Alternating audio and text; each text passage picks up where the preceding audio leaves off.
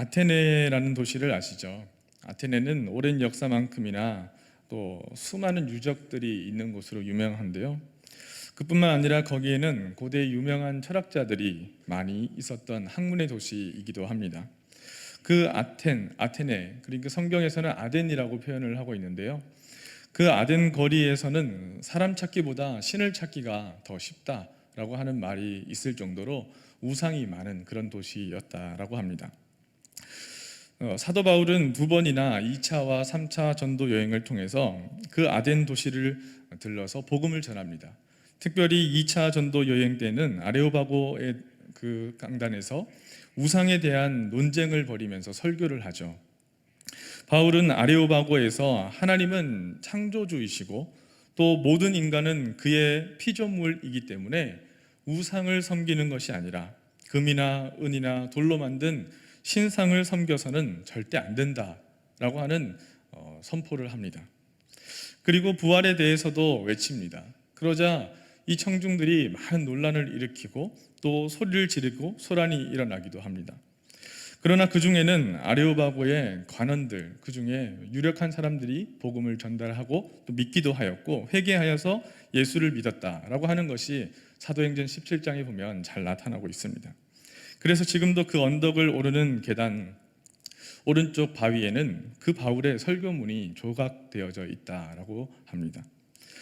성도 여러분, 이런 바울의 전도, 우리가 믿고 있는 것을 전하고자 하는, 그리고 바울이 만난 그 예수님을 확신 있게 전하는 복음의 선포였기 때문에 바울은 꿋꿋이 곧게 자신의 길을, 그 믿음의 길을 걸어갈 수 있었다고 봅니다. 하나님께서 우리에게도 그런 하나님의 사명 그리고 복음을 주셨습니다. 바라기는 우리가 그 복음의 의미를 조금 더 확신하는 가운데서 더 깊어지는 하나님의 은혜 그리고 믿음의 고백이 있기를 간절히 소망합니다. 그 길을 걸어가는 데에, 믿음의 길을 걸어가는 데에 우리는 때로는 힘이 들고 또 힘이 빠지고 오해가 생기고 변질이 되고 인간적인 어려움들이 생겨날 때도 많이 있을 겁니다. 그러나 그때에 낙심하지 말기를 바랍니다. 오히려 그때에 우리가 걷는 그 믿음의 길이 더욱더 견고하여질 수 있기를 바랍니다. 우리가 걷는 그 길이 더욱 견고하게 다져지기 위해서는, 또 견고하게 새겨지기 위해서는 우리는 수많은 고민을 할 수밖에 없습니다. 바울이 그 믿음의 선포를 아레오바고에서 설교할 때에 그 바울의 마음속에 어찌 좋은 것만 기억되었겠습니까? 바울이 그런 믿음의 선포를 할 수 있었던 것은 그 몸에 있는 많은 가시와 상처와 흔적들과 고난의 그 길이 있었기 때문에 바울은 그런 소란한 과정 속에서도, 힘든 일들 가운데에서도 그 믿음의 선포를 꿋꿋하게 곧게 할 수 있었던 것이죠. 그날에, 주님께서 우리를 만나실 그날에 우리는 모든 것이 다 드러날 것입니다. 우리의 삶은, 우리의 믿음은, 우리의 고백은 반드시 하나님께서 이루고 진행하시고 또 듣고 계시고 함께 하시는 것이기에 반드시 남김없이 다 드러나고 밝혀질 그때가 온다라고 하는 사실, 이것을 가지고 소망을 가질 수 있어야 이것이 신앙인의 힘이다라고 저는 믿습니다. 사도행전 17장 22절을 보면 이렇게 설교를 시작하고 있습니다. 바울이 아레오바고 가운데 서서 말하되 아덴 사람들아 너희를 보니 범사에 종교심이 많도다, 이렇게 시작을 합니다. 종교심이 많다라고 하는 말이 어떤 의미일까요? 지금 아테네에는 앞서 말씀드렸던 것처럼 얼마나 많은 신과 우상을 섬기는지 사람보다 신이 더 많다라고 하는 이야기가 나올 정도입니다. 그러니 그 사람들에게 종교심이라고 하는 것이 얼마나 많았겠습니까? 그런데 우리가 믿고 있는 신앙이라고 하는 것과 이 종교심이라고 하는 것은 분명히 차이가 있죠. 오늘 본문에서 사도 바울이 말하는 신앙은 그 신앙의 본질에 대한 것을 굳건하게 세우기를 원하는 것인데요, 이것을 심판과 연관지어서 이야기하고 있습니다. 유대인이나 이방인이나 율법을 가진 자나 율법을 가지지 않은 자나 다 심판을 받게 될 것이다 라고 하는 것이죠. 아무리 종교성을 많이 가지고 있어도, 그리고 율법을 가지고 있어도 해결되지 않는 것이 있죠. 인간들이 만들어 놓고 인간들이 지키려고 하는 어떤 기준, 그것은 결국에는 하나님 앞에 완전한 것이 없다라는 사실, 우리는 그것을 인정해야 하는 것입니다. 그리고 그 완전한 것이 없는 가운데서 우리는 우리의 모든 것이 다 드러나서 언젠가 하나님 앞에 서게 될 때 우리의 모습이 어떠할까? 하나님은 그것을 보신다라고 하는 것이죠. 검증받게 된다, 드러나게 된다라고 하는 것입니다. 흔히 좋은 일들을 많이 하는 사람들이 있습니다. 우리는 그들을 보고 선하다 이렇게 이야기를 합니다. 어떤 분들이 저를 볼 때 인상이 참 선하세요 라고 하는 말을 저는 좀 많이 들어왔습니다. 이러면 좀 웃어주셔야 되는데 선하다라고 하는 말씀을 해주시면 저는 얼굴이 붉어집니다. 왜냐하면 선하지 않기 때문이죠. 저는 얼굴이 금방 붉어지는 사람이라 인상이 참 좋고 참 좋아 보이시고 선해 보이십니다 라고 하는 말을 하시자마자 귀 끝까지 다 벌겋게 달아오르는 부끄러움을 느낄 때가 참 많았습니다. 왜냐하면 나는 선하지 않고 죄인이기 때문이다 라고 하는 마음이 그 순간에 차고들기 때문입니다.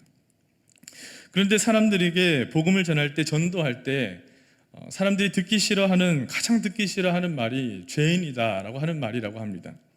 왜냐하면 나는 다른 이들보다 조금 선하게 올바르게 살아가려고 노력하고 있는데 왜 나더러 죄인이라고 하느냐 하는 것이죠. 또 전도하다 보면 이렇게 이야기를 합니다. 나는 교회에 상처를 너무 많이 받아서 교회를 다니기 싫습니다. 그런데 곰곰이 생각해 보면 여러분, 교회가 상처를 주겠습니까? 아니요, 그렇지는 않습니다. 저는 정직하게 얘기하면 그것은 교회가 상처를 준 것이 아니고요, 교회를 다니는 사람들이 상처를 준 거겠네요. 정말 죄송하고 또 미안한 마음이 듭니다 라고 이야기를 했습니다. 하나님은 우리에게 상처를 주시는 분이 아니시기 때문에 그렇습니다. 그러니 교회는 인간에게 상처를 주지 않습니다. 그러나 인간의 악한 본성 때문에 또 사람을 의지하다 받은 상처들이 우리에게 상처가 되고, 또 하나님의 본성이 아니라 사람들에 의해서 실망하고 그렇게 어려움을 겪는 일들이 일어나기 마련인 것이죠. 하나님은 하나님에 대해서 오히려 그 완전하신 본성에 대해서 신앙생활을 하다가 회의가 찾아오는 사람들이 가끔 있다라고 하는 것을 우리는 발견하게 됩니다. 오히려 전도를 하는 새신자들보다 열심히 믿고 믿음 생활을 하시는 분들이 가끔 하나님께 원망을 할 때가 있습니다. 대개의 경우 이렇게 말하죠. 다른 사람들의 기도는 다 들어주시면서 하나님, 왜 내 기도는 안 들어주세요? 내가 이만큼 열심히 하는데 하나님, 내 길은 왜 형통하게 해주시지 않는 거예요? 저는 만사가 형통이 아니라 저의 인생은 만사가 캄캄입니다. 하나님, 왜 그러시는 거예요? 그렇게 불평할 때가 있습니다. 성경에도 이사야가 이런 고백을 하지 않습니까? 이사야 40장 27절에 보면 이스라엘아, 내가 이르기를 내 길은 여호와께 숨겨졌으며 내 송사는 내 하나님에게서 벗어난다 하느냐. 이사야는 내 길은 여호와께 숨겨졌으며 나의 송사는 하나님께 드러나 있지 않고 모른 척 하시는 것 같다라고 하는 답답함을 토하고 있습니다. 그런데 이 부분에 대해서 어느 목사님께서 재미있게 해석하시는 것을 보았습니다. 하나님도 불평하신다라고 하는 것입니다. 하나님이 불평하시는데 무엇이라 불평하시냐면, 왜 오히려 신실하게 믿다가 회의가 생기는 그 성도를 향해서 너는 왜 그 상황만 보고 그 문제만 보고 나에게 불평하고 힘들어하느냐? 왜 하나님인 나, 왜 하나님 그 중심을 보지 못하고 믿음 가운데 세워지지 못하고 회의가 생기느냐 한다라고 하는 것이죠. 저는 이 말에 참 공감이 되었습니다. 물론 이것은 추측해 보는 말이긴 하지만 결국은 믿음 가운데 믿음 생활할 때도요, 이 부분을 사단이 비집고 들어오는 것입니다. 이 부분을 사단이 공격해 들어오는 것이죠. 하나님 때문이라, 하나님 때문에 그렇게 시험이 드는 것이고 외로운 것이고 교회가 상처를 주는 것이고 하기 때문에 다른 종교를 믿어보는 것이 좋지 않겠냐라고 속삭이는 것입니다. 거기가 아니라, 그 신이 아니라 다른 신이어야 하지 않겠냐라고 우리를 유혹하는 것이죠. 그때에 흔들리는 마음이 있다면 우리는 흔히 말하는 종교성을 가지고 하나님을 믿고 있는 것 아닐까요? 무언가를 의지해보고 아니면 바꿔보고, 또 무언가를 그렇게 믿어보고 아니면 불안해하고, 그것은 결국 선하게 살아가는 목적이 무엇이냐라고 묻는다면 그들은 불안하기 때문이다 라고 답을 하지 않을까 생각을 해봅니다. 지금 사도 바울은 이런 종교성에 의한 종교심이 풍부한 아덴 사람들에게 하나님을 전하고 있습니다. 그러니까 바울은 종교심을 전하고 싶은 것이 아닙니다. 어떤 종교성이 풍부한 그 중에 한 신을 이야기하고자 하는 것이 아니라 이 모든 것을 뛰어넘으시는 창조주 하나님, 바울은 그것을 믿고 그것을 전하고 싶어 하는 것이죠. 그래서 사도행전 17장 24절 25절에 사도 바울이 이렇게 선포를 합니다. 우주와 그 가운데 있는 만물을 지으신 하나님께서는 천지의 주제시니 손으로 지은 전에 계시지 아니하시고 또 무엇이 부족한 것처럼 사람의 손으로 섬김을 받으시는 것이 아니니 이는 만민에게 생명과 호흡과 만물을 친히 주시는 이심이라. 아멘. 성도 여러분, 우리가 가지고 있는 믿음이 무엇입니까? 우리는 그 믿음을 무엇에 근거하여서 하나님께 고백하고 있으십니까? 아니, 왜 믿음을 가지려고 하는 것입니까? 이 아덴 사람들은 왜 우상을 만들었을까요? 그 많은 신들을 만들고 거기 앞에 절을 하는 이유가 과연 무엇이었을까요? 저는 그것이 불안하기 때문이라고 생각을 합니다. 인간은 연약하기 때문에 불안한 마음을 충족시켜 줄 신을 만들고자 하지만 그런데 그 신이 완전합니까? 완전하지 않습니다. 그렇기 때문에 우리는 불평하고 또 만족하지 못하는 것이죠. 진정한 신이 되어야 하는데 그 신은 불안정하기 때문에 그 신을 믿을 수가 없는 것입니다. 여러분, 분명한 사실은 하나님은 우리가 만족시켜 드릴 수 있는, 우리가 만족하게 할 수 있는 분이 아니시라는 사실입니다. 하나님은 우리가 하나님을 바라보며 만족함을 얻어야 하는 창조주 하나님이십니다. 우리의 어떠한 노력으로도 하나님을 만족하게 할 수 없습니다. 왜냐하면 무엇이 부족해서 하나님께서 피조물인 사람의 손으로 그 섬김을 받으려 하시겠습니까? 아무리 많은 종교심을 가지고 그 신에게 절한다 한들 여호와 하나님께서 그 제사를 원하시는 것이 아닙니다. 너희들의 그 풍부한 종교심으로 내가 너희들에게 만족하려고 하는 것이 아니다라고 말씀하시는 것이죠. 하나님께서 피조물인 우리를 통하여서 가장 크게 만족하시고자 하시는 것은 하나님을 인하여서 만족하는, 하나님을 기뻐하는 인간의 마음, 그 기쁨, 그 영광을 받으시기를 원하시는 줄로 믿습니다. 왜냐하면 하나님께서 피조물인 우리를 창조하실 때 그 창조물이 하나님으로 인해 만족하고 영광을 하나님께 돌려드리기를 그것을 원하셨기 때문인 것이죠. 그런데 우리는 가장 큰 오류로 하나님을 찬양한다기보다는 하나님을 어떻게 만족시켜 드릴까 하는 고민을 하고 있는 것은 아닐까요?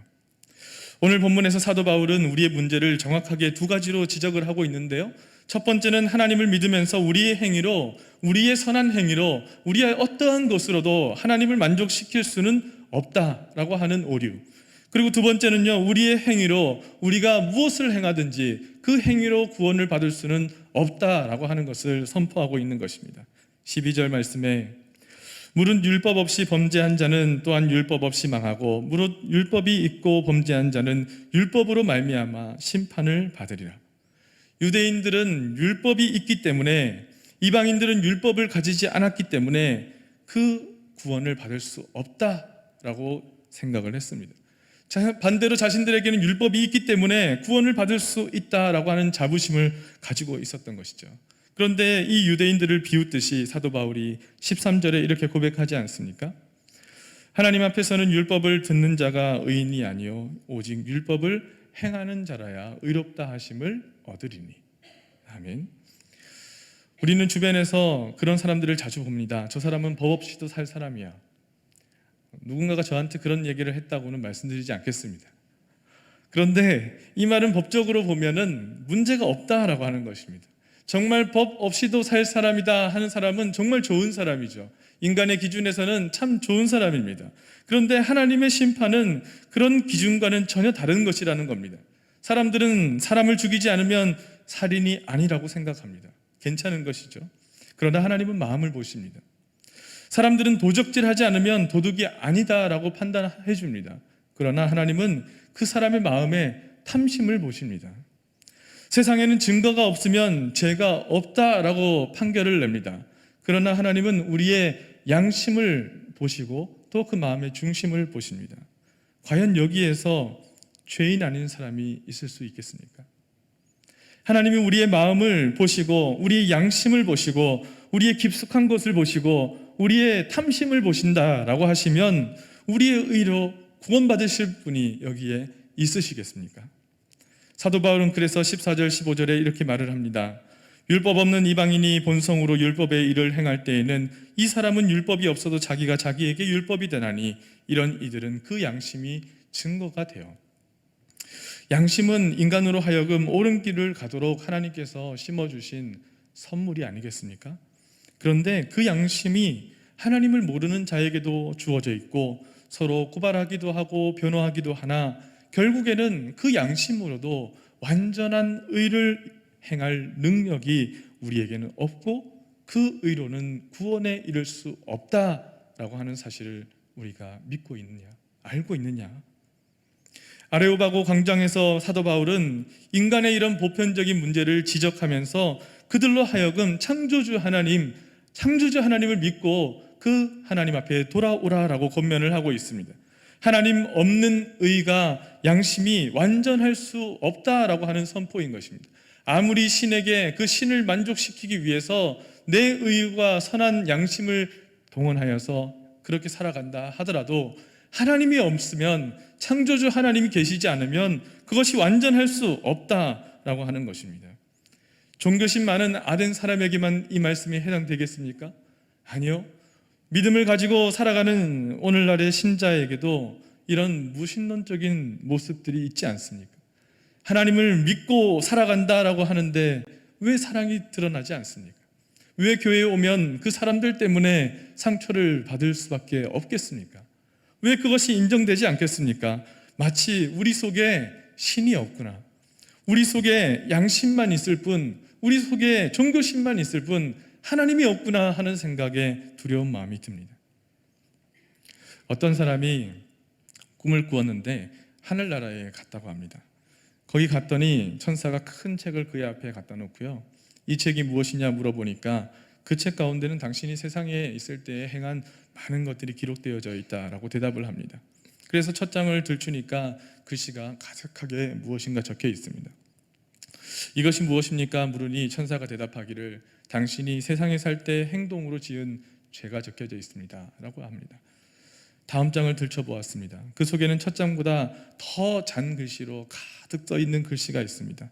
이것은 무슨 기록입니까? 물어보니 천사가 대답하기를 이것은 당신이 세상으로 살 때 입술로 지은, 말로 지은 죄입니다. 그것이 더 많습니다 라고 이야기합니다. 다음 장을 들여다보니 둘째 장보다 더 많은 잔글씨로 더 많이 깨알같이 기록된 기록이 있습니다. 이것은 무엇입니까? 라고 물어보자 천사가 대답하기를 이것은 당신의 마음으로 지은, 그 마음에 있는 죄들을 기록해 놓은 것입니다. 생각으로 지은 죄입니다 라고 이야기를 합니다. 그리고 다음 장을 또 들추어 봤더니 이제는 글자가 거의 무슨 글자인지 보이지 않을 만큼 새카만 그 페이지가 나타납니다. 이것은 무엇입니까? 라고 물으니 이것은 당신의 마음입니다. 당신의 삶입니다. 이렇게 대답을 했다고 합니다.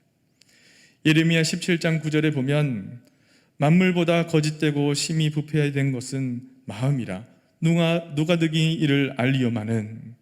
예수님께서도 마태복음 15장 19절에 이렇게 말씀하십니다. 마음에서 나오는 것은 악한 생각과 살인과 간음과 음란과 도둑질과 거짓 증언과 비방이니. 성도 여러분, 우리가 사랑할 수 있는 마음이 이렇게 연약합니다. 우리가 믿음으로 살아갈 수 있는 마음이 이렇게 부족합니다. 우리는 사랑을 하기에 참 부족한 존재입니다. 때로는 하나님께서 나를 통해서 사랑하시지 않으면 내가 과연 자그마한 사랑의 흔적조차 남길 수 있는 존재일까라는 생각을 해봅니다. 그래서 부끄러운 죄인입니다. 오늘 사도 바울이 지적하는 그 신앙은 율법적인 신앙이 이것입니다. 결국 이 모든 것이 다 드러나는데 나의 이중성도 또 법적으로 하자가 없었다고 인정받았을지는 모르나 그러나 그것보다 더 중요한 것은 우리 마음속에 있는 그것이라는 것입니다. 우리의 마음속에 지금 있는 그것이라는 것입니다. 우리가 하나님 앞에 온전하게 서 있지 않으면 우리의 율법과 우리의 양심은 한계를 벗어날 수가 없습니다. 16절 말씀에 곧 나의 복음에 이른 바와 같이 하나님이 예수 그리스도로 말미암아 사람들의 은밀한 것을 심판하시는 그날이 있다라고 사도 바울은 선포하고 있습니다. 언젠가 다 드러난다는 것입니다. 성도 여러분, 그런데 하나님께서 왜 심판하려 하실까요? 말씀을 준비하면서 그런 생각을 했습니다. 하나님께서는 왜 우리에게 심판하려 하실까? 하나님, 우리가 이렇게 연약한 줄을 아시는데, 우리가 이렇게 죄인인 줄을 아시는데 하나님께서는 왜 우리를 심판하려고 하실까? 그저 우리를 혼내시려고 하는 것이 하나님의 목적이실까? 성도 여러분, 우리 하나님은 우리를 너무나 사랑하는 분이심을 믿으시기를 소망합니다. 하나님은 우리를 너무나도 사랑하십니다. 하나님이 우리를 심판하시는 때 어쩌면 우리의 가장 더럽고 추한 것들이 드러나고자 할 때에, 그렇게 드러내게 하시는 때가 우리에게 있다면 하나님은 마지막 그날의 심판을 위해서 우리를 사랑하시는 하나님의 은혜로 회개하여 온전한 구원을 이루라고 하시는 하나님의 축복이라는 사실을 믿으시길 바랍니다. 오늘 사도 바울이 전하고 싶은 것이 그것이지 않았겠습니까? 오늘 사도 바울이 심판의 그날에 이를 때에 하나님을 만나야 한다라고 고백하는 것이 바로 그 선포이지 않았겠습니까? 율법을 가졌든 양심을 가졌든 모든 것이 다 드러날 때 인간은 그래서 절망이다 라고 하는 것을 선포하려고 하는 것이 아니라, 사도 바울이 아레오바고에서 아덴 사람들에게 설교하며 결론으로 이런 고백을 말합니다. 사도행전 17장 30절 31절의 말씀에 하나님께서는 그 무지의 시대에는 그대로 지나치셨지만 이제는 어디에서나 모든 사람에게 회개하라고 명하십니다. 그것은 하나님께서 세계를 정의로 심판하실 날을 정하셨기 때문입니다. 하나님께서는 자기가 정하신 사람을 내세워서 심판하실 터인데 그를 죽은 사람들 가운데서 살리심으로 모든 사람들에게 확신을 주셨습니다. 우리에게는 반드시 그날이 있습니다. 하나님께서는 우리를 너무나도 사랑하셔서 우리의 양심으로도 우리의 율법으로도 우리의 어떤 의로도 우리의 어떤 생각으로도 의인이 될 수 없는 우리를 위해서 하나님의 아들 독생자 예수 그리스도를 보내주셔서 우리를 구원하시기 위해 그 생명을 내어주셨습니다. 두렵지만 이것은 죄로 말미암아 영원한 형벌을 주시기 위한 것이 아니라 죽은 자 가운데서 다시 살리신 예수 그리스도를 본받아서 우리도 죄인된 우리의 삶에서 다시 사랑으로, 다시 복음으로, 다시 믿음으로 하나님 나라를 이루어가는 자녀들로 살아갈 수 있게 하시는 하나님의 놀라운 은혜인 줄을 믿습니다. 우리가 가졌던 율법과 양심의 법을 가지고는 결코 해결할 수 없었던 그 문제들을 해결할 수 있게 하시는 하나님의 구원의 복음의 신비가 여기에 있는 것입니다. 그날에 하나님 앞에서는 그날에 하나님 보시고 기뻐하실 만한 찬양, 그 믿음을 창조주 하나님께 고백하며 날마다 주의 은혜로 충만하게 거룩하게 살아갈 수 있는 그런 귀한 성도님들, 왕중의 귀한 한 분 한 분 하나님께서 기뻐하시는 신자들의 삶이 다 되실 수 있기를 주의 이름으로 간절히 축원합니다. 우리의 삶을 인도하시는 하나님 아버지, 여전히 부족하고 하나님 아프고 힘들고 하나님 믿음으로 세워지지 못한 우리의 삶이라 할지라도 하나님께서 동행하여 주시고 인도하여 주시는 은혜가 있음을 하나님 감사드립니다. 하나님, 우리의 모습은 여전히 부족하지만 그러나 주님의 사랑이 있기에, 주님의 사랑이, 주님의 온전히 이끄심이 우리를 감싸고 있기에 하나님 감사하며 할렐루야 찬양하며 그 어디서나 하나님과 함께하는 하늘나라 고백을 드리며 살아갈 수 있도록 인도하여 주시옵소서.